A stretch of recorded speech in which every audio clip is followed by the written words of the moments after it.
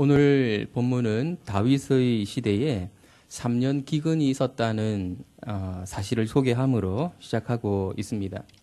그런데 이 3년 기근이 다윗의 통치 기간 중 어느 시기에 있었는가 하는 것이 사실 이 단락에서 첫 번째 문제라고 말할 수 있습니다.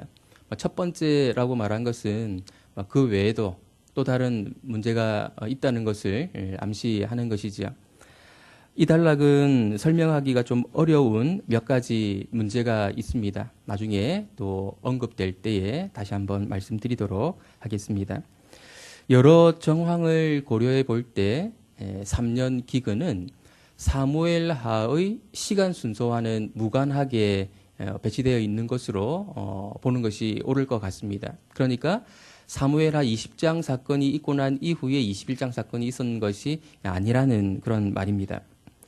3년 기근은 압살롬의 반역 사건이 일어나기 전 어느 때에 일어난 것으로 보는 것이 전체적인 문맥상 더 합당해 보입니다. 아마도 성경 저자가 이 주제로 사무엘하 전체를 마무리하기 위해서 시간 순서와는 좀 다르게 뒷부분에 배치한 것으로 그렇게 보는 것이 옳을 것 같습니다. 기근이라고 하는 것은 이스라엘 백성들에게는 좋지 않은 사인이었습니다. 그것도 3년 기근이었으니까요. 이스라엘 땅에서 발생하는 기근은 이스라엘 땅에 살고 있는 그곳에 거주하고 있는 사람들의 영적 상태를 반영해 주는 것이기 때문에 기근이라고 하는 것은 좋지 않은 사인일 수밖에 없는 것입니다. 기근은 시내산 언약 가운데에서 저주에 속하는 시내산 언약에 규정되어 있는 저주들 가운데 하나에 속했습니다. 그러니까 3년 기근이 이스라엘 땅에 있었다라고 하는 것은 다윗 시대 이스라엘 백성들이 하나님과의 언약 관계에 있어서 좀 소홀했다, 신실하지 않았다, 하나님께 불순종했다라는 것을 보여주는 일종의 신호였다고 말할 수 있습니다. 이것은 이스라엘을 통치하고 있었던 다윗 왕에게도 큰 부담이 되었을 것입니다.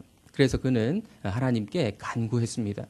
기근을 물려달라고 간구했든지 아니면 그 원인이 무엇인지 알게 해달라는 그런 간구였던 것으로 보입니다. 그리고 하나님은 그 간구에 응답하시는데요. 기근의 원인이 무엇인가를 이렇게 말씀하십니다. 이는 사울과 피를 흘린 그의 집으로 말미암음이니 그가 기브온 사람을 죽였음이니라. 사울이 이스라엘의 왕으로 통치하고 있었을 때 사울 왕이 기브온 사람들을 죽였던 것 같습니다. 다시 말해서 사울의 잘못 때문에 이스라엘이 지금 언약적인 저주를 경험하고 있다는 말이지요. 기브온 사람들은 2절에 소개되어 있는 것처럼 원래 이스라엘 족속이 아니었고 이스라엘이 진멸하도록 명령받았던 가나안 족속의 하나였습니다. 그런데 그들은 여호수아 시대에 이스라엘과 언약을 맺게 되지요. 원래는 진멸당했어야 될 민족인데 마치 먼 곳에서 온 것처럼 여호수아와 그 지도부를 속여서 이스라엘과 언약을 맺게 됩니다. 나중에 속였다는 사실이 밝혀지게 되지만 언약이 무효화되지는 않습니다. 대신에 여호수아는 이 기브온 사람들을 제단을 위해서 나무를 패며 물을 깃는 사람들로 삼습니다. 그러니까 노예처럼 삼았던 것 같습니다. 기브온 사람들은 비록 국가로서의 지위는 이렇지만 특정한 임무를 맡은 이스라엘의 일원이 된 것입니다.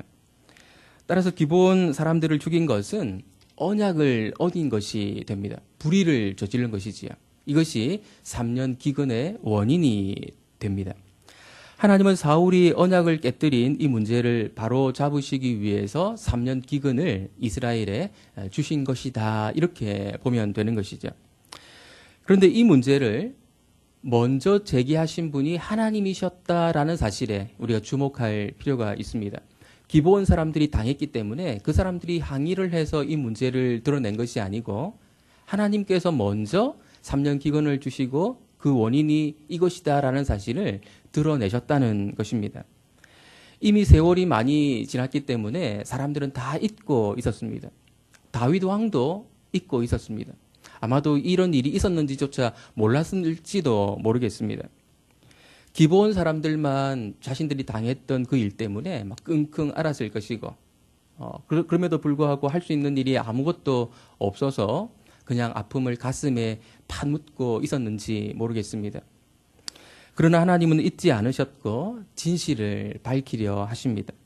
이스라엘의 왕인 다윗에게 그 일을 하게 하시는 것이죠. 이것은 이스라엘의 왕이 해야 될 중요한 일들 가운데 하나거든요. 공의를 바로 세우는 일, 불의를 바로 잡는 일. 하나님이 공의의 하나님이라는 사실이 얼마나 다행인지 모릅니다. 우리가 보이지 않는 곳에서 억울한 일을 당할 때에도 하나님은 갚아 주실 것이니까요. 남들이 보지 않는 곳에서 선한 일을 행할 때 하나님은 그것을 언젠가 인정해 주실 것이니까요.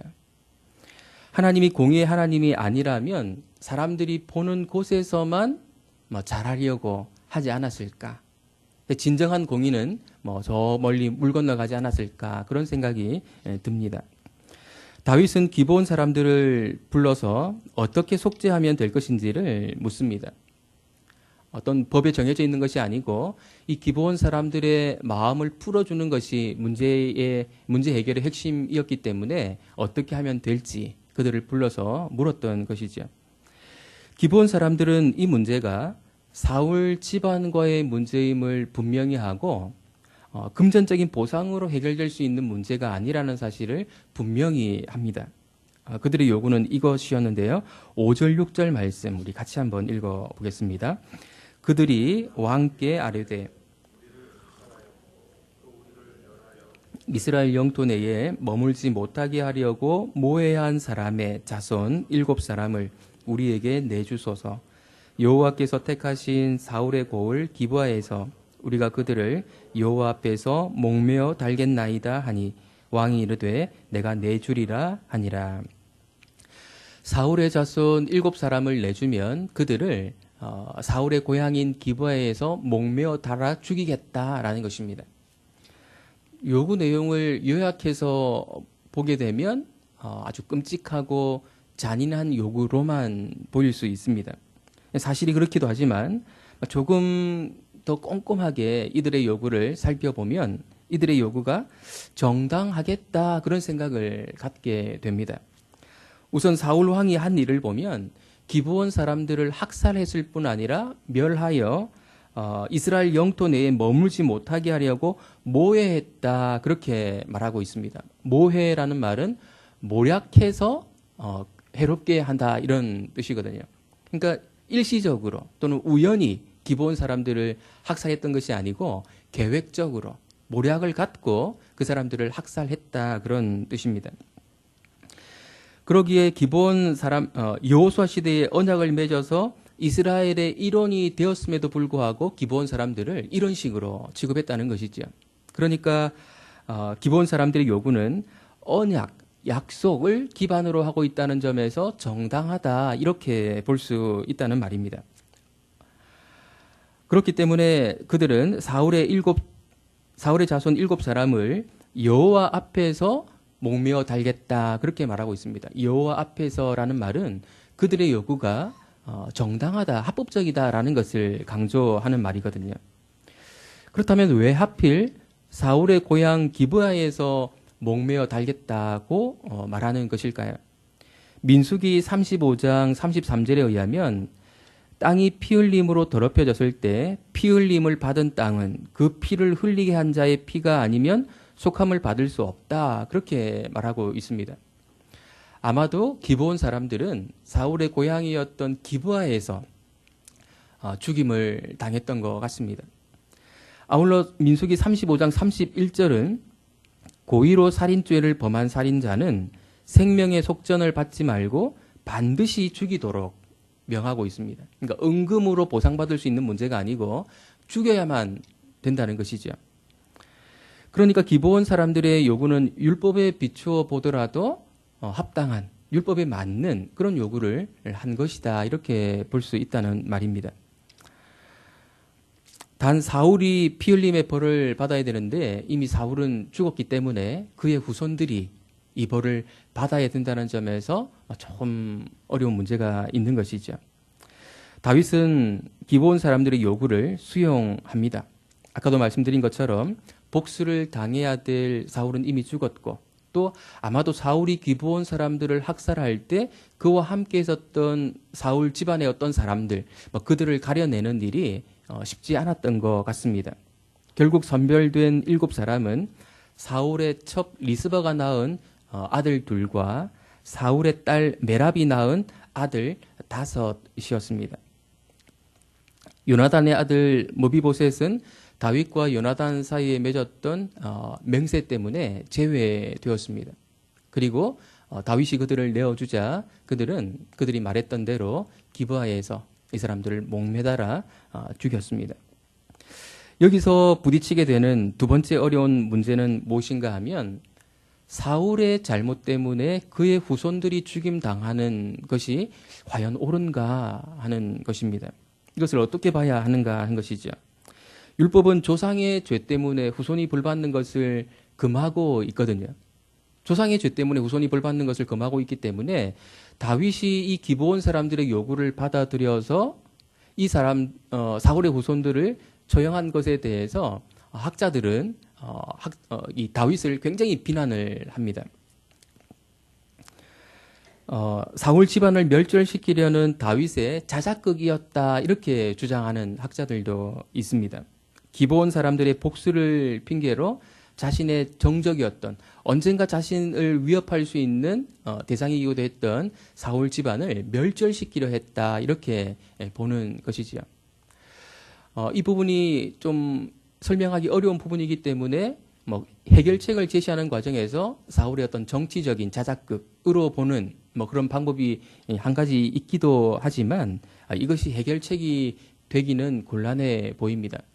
만약에 다윗이 자작극으로 사울 집안을 멸절시키기 위해서 기브온 사람들의 복수를 이용한 것이라면 하나님께서 가만두셨을 리 없어 보이기 때문에 그렇습니다. 다윗이 밧세바를 범했을 때 하나님께서 어떻게 행하셨는가 하는 것을 우리가 잘 알고 있기 때문에 이런 식의 범죄를 하나님께서 내버려 두실 리 없다라고 보는 것이 합당해 보이는 것이죠.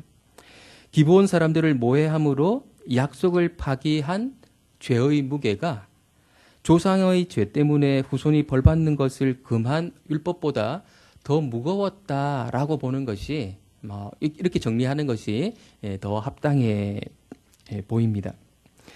기브온 사람들이 행한 일은 한 여인을 원통하게 만들었습니다. 졸지에 아들들을 잃게 만들었으니까요. 잠시 이것을 좀 정리를 하면요. 이 땅에서 공의가 실현되는 것이 얼마나 어려운 일인가 하는 것을 보게 됩니다. 한쪽의 불의를 바로잡기 위해서, 즉 공의를 시행하기 위해서 어떤 일을 하게 되면 다른 쪽에서 또 억울한 일 당하는 사람들이 생겨나게 되는 것이거든요. 10절 말씀 우리 같이 한번 보겠습니다. 아야의 딸 리스바가 굵은 배를 가져다가 자기를 위하여 바위 위에 펴고 곡식 베기 시작할 때부터 하늘에서 비가 시체에 쏟아지기까지 그 시체에 낮에는 공중의 새가 앉지 못하게 하고 밤에는 들짐승이 범하지 못하게 한지라.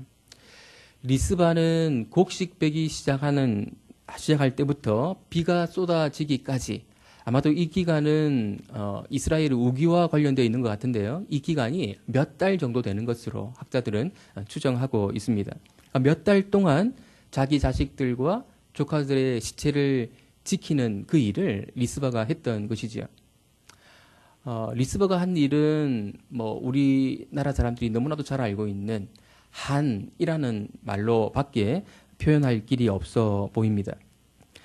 근데 여기서 드는 또 한 가지 의문은 리스바가 이 시체들, 자신의 자식들과 조카들의 시체를 왜 가족묘에 장사하지 않고 몇 달 동안을 비를 맞으면서까지 시체를 지키는 이 일을 했는가 하는 것입니다. 이스라엘 사람들에게 시체가 제대로 장사되지 않는 것, 가족묘에 매장되지 않는 것, 다시 말해서 열조에게로 돌아가지 않는 것은 큰 저주의 하나였거든요. 그럼에도 불구하고 리스바가 자기 자식들과 조카들의 시체를 제대로 장사하지 못했던 것에는 이유가 있었던 것으로 보입니다. 확실한 것은 아니고 추정할 수밖에 없습니다. 앞서 말씀드린 대로 이 본문의 어려운 문제들 가운데에서 하나입니다. 사울이 가족묘에 들어가지 못했기 때문에 그의 직계 후손들도 가족묘에 들어갈 수 없었던 것으로 보입니다. 지금 사울의 그 뼈는 가족묘에 들어가지 못한 상황 가운데 있거든요. 그래서 리스바는 자신의 그 가족들, 그 자식들과 또 조카들의 시신을 가족묘에 넣을 수 없는 그런 상황 가운데 있었고, 그래서 시체 위에 짐승들이 앉는 것을 내쫓는 일밖에 할 수 있는 일이 없었던 것으로 보입니다. 리스바가 행한 일이 다윗에게 알려졌습니다. 다윗은 길르앗 야베스에 있던 사울의 뼈와 요나단의 뼈를 가지고 옵니다. 사울의 뼈가 가족묘에 장사되어야 리스바가 그 시신들을 수습할 수 있기 때문에 그랬을 것입니다. 그런데 이 일, 즉 사울의 뼈와 요나단의 뼈를 가져와서 가족묘에 매장하는 일은 사실은 다윗이 진작에 했어야 하는 일이었습니다. 아마도 다윗은 그 사실을 까맣게 잊고 있다가 리스바가 행했던 그 일, 원통함을 풀지 못해서 막 애태워하던 그 일 때문에 과거에 있었던 그 일을 떠올렸던 것 같습니다. 그것은 아주 오래전에 다윗이 사울과 했던 약속이었고 맹세였습니다. 다윗을 추적하던 사울이 엔게디 광야에서 불리한 상황에 처하게 되었습니다. 그때 다윗은 사울을 죽일 수 있었지만 죽이지 않습니다. 나중에 그 사실을 알게 된 사울이 다윗에게 맹세를 요구하는데요. 이렇게 말하면서 맹세할 것을 요구합니다. 너는 내 후손을 끊지 아니하며 내 아버지의 집에서 내 이름을 멸하지 아니할 것을 이제 여호와의 이름으로 내게 맹세하라. 자신이 죽을 뻔했다는 사실을 알게 되면서 다윗이 자신을 정중하게 매장해 줄 것을 요청한 것입니다. 내 아버지의 집에서 내 이름을 멸하지 말라라고 하는 것은 가족묘에 묻히게 해달라는 말이었습니다. 그때 다윗이 맹세했었거든요. 그렇게 하겠다고 맹세했었는데 지금까지 잊고 있었던 것이죠. 사울의 뼈가 길르앗 야베스 사람들의 손에 있음에도 불구하고 가족묘에 매장하지 않고 그대로 내버려 두었던 것입니다. 리스바가 자기 자식들 시체를 수습하지 못하는 그런 상황이 벌어지지 않았더라면, 그래서 막 원통함을 풀기 위해서 비 맞고 있는 그 일이 없었더라면 다윗은 지금까지도 아마 앞으로도 그 일을 잊고 지냈을지 모릅니다. 그렇다면 공의롭지 못한, 자신의 맹세를 지키지 못한 그런 왕이 되었겠지요. 14절 말씀, 마지막 말씀 우리 같이 한번 읽어보겠습니다. 사울과 그의 아들 요나단의 뼈와 함께 베냐민 땅 셀라에서 그의 아버지 기스의 묘에 장사하되 모두 왕의 명령을 따라 행하니라. 그 후에야 하나님이 그 땅을 위한 기도를 들으시니라. 그 후에야 하나님이 그 땅을 위한 기도를 들으시니라 해서 이 그 후에야라고 하는 것은 사울의 후손을 처형한 후만이 아닙니다. 그러니까 기브온 사람들의 원통함을 풀어준 후만이 아니고 리스바의 원통함도 풀어주고 난 이후입니다. 다시 말해서 사울이 잊고 있었던 맹세를 기억하고 그 맹세를 실행에 옮기고 난 이후라는 것이죠. 모든 원통함이 다 풀어지고 난 후, 모든 맹세들이 다 지켜지고 난 이후에 하나님께서 그들의 기도를 들으셔서 기근 문제를 해결해 주셨다라는 것입니다. 오늘 말씀을 좀 정리를 하겠습니다. 오늘 본문에서 하나님은 공의로우신 분이다라는 사실을 우리에게 먼저 알려주고 있습니다. 그에 반해서 우리 인간들은 공의에 얼마나 취약한 존재인가라는 것을 또 보여주고 있습니다. 사울이 행했던 불의를 하나님은 결국 드러내시고 그것을 바로 잡으십니다. 하나님이 공의의 하나님이시기 때문에 우리는 하나님을 전적으로 신뢰할 수 있습니다. 그리고 우리는 그분의 백성이기 때문에 또 그분의 자녀이기 때문에 우리의 주인이시고 또 아버지이신 하나님의 성품을 닮아서 불의를 행하지 않도록 주의하는 그런 삶을 살아야겠습니다. 근데 하나님은 당신이 공의로우실 뿐 아니라 당신의 백성들이, 당신의 자녀들이 공의롭게 살기를 원하시고 또 그렇게 만드십니다. 약속한 것을 잘 지키는 것은 공의를 행하는 구체적인 모습이거든요. 약속을 잊고 있었던 다윗이 그 약속을 또 맹세를 지킬 수 있도록 하나님은 만드시는 그런 모습을 보여주십니다. 위대한 왕이었던 다윗에게도 공의를 행하는, 약속을 지키는 이 모습이 부족했던 것을 우리가 오늘 본문에서 확인하게 되지 않습니까? 사람들은 자신이 행한 약속, 맹세도 쉽게 잊어버립니다. 그렇게 중요하게 생각하지 않습니다. 다른 사람에게 그것이 굉장히 중요한 문제임에도 불구하고 나에게 그것이 큰 의미가 없을 때에는 그냥 잊어버리는 것이지요. 근데 하나님은 그것을 기억나게 하시고 그 약속했던 것을, 공의를 지키게 만드신다는 것을 본문은 보여줍니다. 그래서 이스라엘 공동체가 공의로운, 정의로운 공동체가 되게 하시는 것이죠. 왜 그래야 합니까? 이스라엘 공동체가 정의로운 공동체가 되어야 이방인들이 하나님 백성들을 부러워해서 하나님께로 돌아오는 길이 열리게 되기 때문이거든요. 하나님은 오늘 우리도 공의를 행하는 자들로 살아가기를 원하십니다. 개인적으로도 그렇고요. 공동체적으로도 그렇습니다. 내 개인이 했던 약속들 잘 지킴으로 공의를 행하기를 원하시고 우리 공동체 내에서도 어떤 사람들이 소외되거나 억울한 일 당하지 않기를 하나님은 원하고 계십니다. 그래서 공동체적으로 행해졌던 어떤 약속들 또는 규율들이 지켜지지 않는 것이 있다면 잘 생각해서 그것이 지켜지도록, 그래서 어떤 사람도 억울함 가운데 처하지 않도록 만드는 것이 우리가 교회 공동체가 해야 될 중요한 일입니다. 우리의 모습을 통해서 세상이, 우리의 이웃이 우리가 아니고 하나님을 보게 될 것이기 때문에 그렇습니다. 우리는 하나님을 드러내 보이는 공동체로 부름받았기 때문에 우리의 공동체를 아주 예민하게 공의로운, 정의로운 공동체로 만들어 가야 하거든요. 그래서 그들이 하나님을 보고 하나님께 영광 돌려드리고 또 하나님의 백성이 될 수 있는 그 기회를 그들에게 제공하게 될 것입니다. 그런 삶을 살아가는 저와 여러분 되시기를 예수님의 이름으로 축원드립니다. 기도하겠습니다.